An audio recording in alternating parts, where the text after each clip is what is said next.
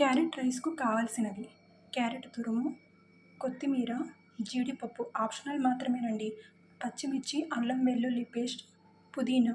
Special masala powder కూడా carrot రైస్కి బాగుండేది ఒకటి ఉందండి, అది వీడియోలో చెప్పుకుందాం.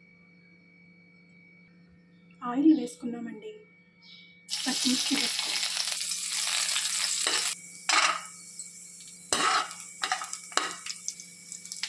పుదీనా అండి,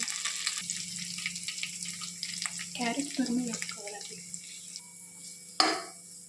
మా ఛానల్ని సబ్స్క్రైబ్ చేసుకోండి, నచ్చితే మాత్రం లైక్ ఇవ్వడం మర్చిపోకండి. లో ఫ్లేమ్లో ఒక్క 5 నిమిషాలు ఇలా ఫ్రై చేసుకోండి.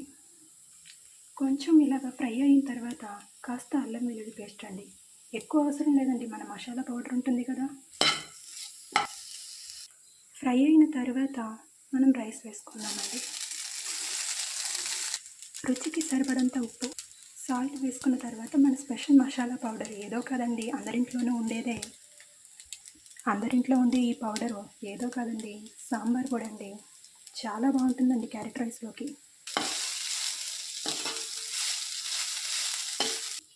లో ఫ్లేమ్లో 5 మినిట్స్ ఉంచుకోండి ఇలాగా.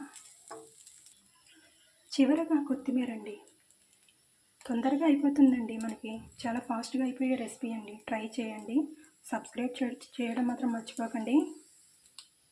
Thanks for watching. Tasty carrot rice ready అయిందండి. ఒక్కసారి ట్రై చేశారు అంటే ఖచ్చితంగా మీకు నచ్చుతుంది. లైక్ చేయడం మాత్రం మర్చిపోకండి.